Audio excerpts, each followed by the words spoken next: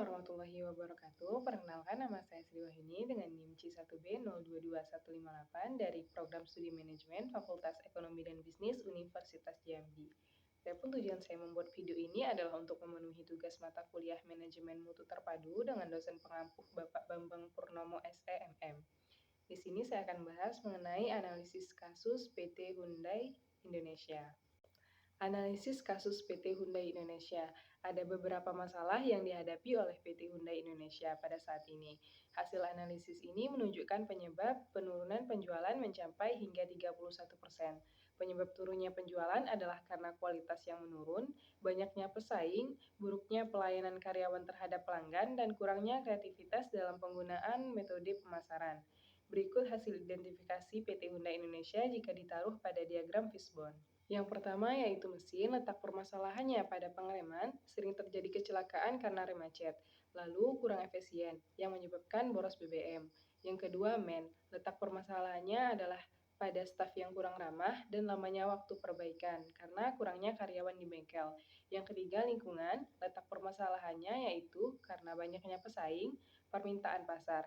Yang dibutuhkan mobil hatchback yang kompak, hemat bahan bakar, dan harga terjangkau, serta kurangnya titik penjualan. PT Hyundai Indonesia hanya ada di beberapa kota besar saja. Yang keempat yaitu metode. Letak permasalahannya ada pada kurangnya kreativitas dalam penggunaan media pemasaran. PT Hyundai Indonesia hanya menggunakan iklan TV dan koran saja. Berikut ada beberapa solusi untuk permasalahan yang terjadi tadi. Solusi yang pertama yaitu mengenai permasalahan pada mesin.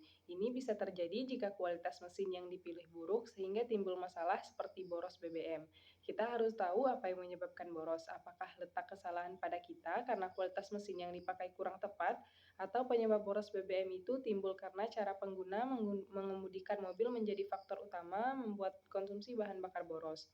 Masalah lainnya yaitu rem macet, yang sama-sama kita tahu ini adalah masalah utama yang harus diperbaiki karena berkaitan dengan nyawa seseorang.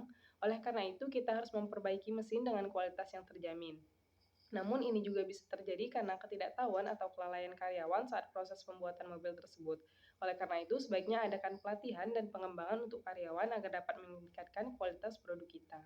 Yang kedua yaitu mengenai lingkungan.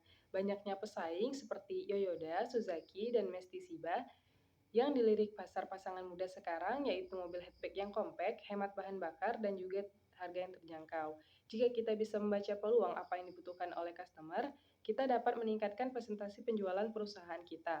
Oleh karena itu, kita balik lagi pada solusi yang pertama, yaitu melakukan perbaikan dan meningkatkan kualitas. Setelah melakukan hal tersebut dan presentasi penjualan meningkat, kita bisa memulai membuka titik penjualan di beberapa daerah lagi dengan melakukan survei dan melihat kebutuhan pasar. Solusi selanjutnya yaitu untuk atau yang dimaksud di sini adalah manusia, yaitu karyawan di perusahaan. Tentu saja kepuasan pelanggan menjadi hal pertama yang harus dijaga. Karyawan yang kurang ramah dapat menyebabkan kepuasan pelanggan tidak terpenuhi. Hal tersebut dapat menimbulkan citra yang buruk kepada perusahaan. Untuk mengatasi masalah tersebut, kita dapat melakukan pelatihan kepada karyawan bagaimana cara melayani pelanggan agar kepuasan pelanggan terpenuhi.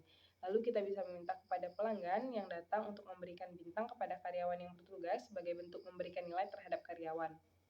Perusahaan akan memberikan reward kepada karyawan dengan nilai atau bintang terbanyak dari pelanggan. Ini dilakukan setiap 1 bulan sekali, agar dapat menciptakan motivasi kepada karyawan sehingga dapat meningkatkan kualitas karyawan dan menimbulkan loyalitas pelanggan. Hal ini sangat berdampak pada sebuah perusahaan. Selanjutnya yaitu solusi mengenai kurangnya kreativitas dalam penggunaan media pemasaran. Di era digital, pemasaran melalui media digital sangat efektif untuk meningkatkan penjualan. Strategi digital marketing adalah serangkaian rencana pemasaran yang menggunakan media digital seperti media sosial, Google, dan email untuk mempromosikan dan menjual produk. Pemasaran digital modern menggunakan teknologi untuk menganalisis kinerja kampanye pemasaran dan membantu pengambilan keputusan bisnis di masa depan.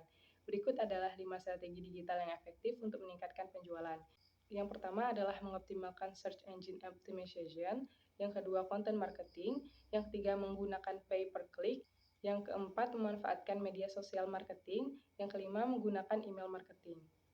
Baiklah, sepertinya hanya itu yang dapat saya sampaikan. Apabila ada kesalahan dan kekurangan, saya mohon maaf. Saya akhiri. Wassalamualaikum warahmatullahi wabarakatuh.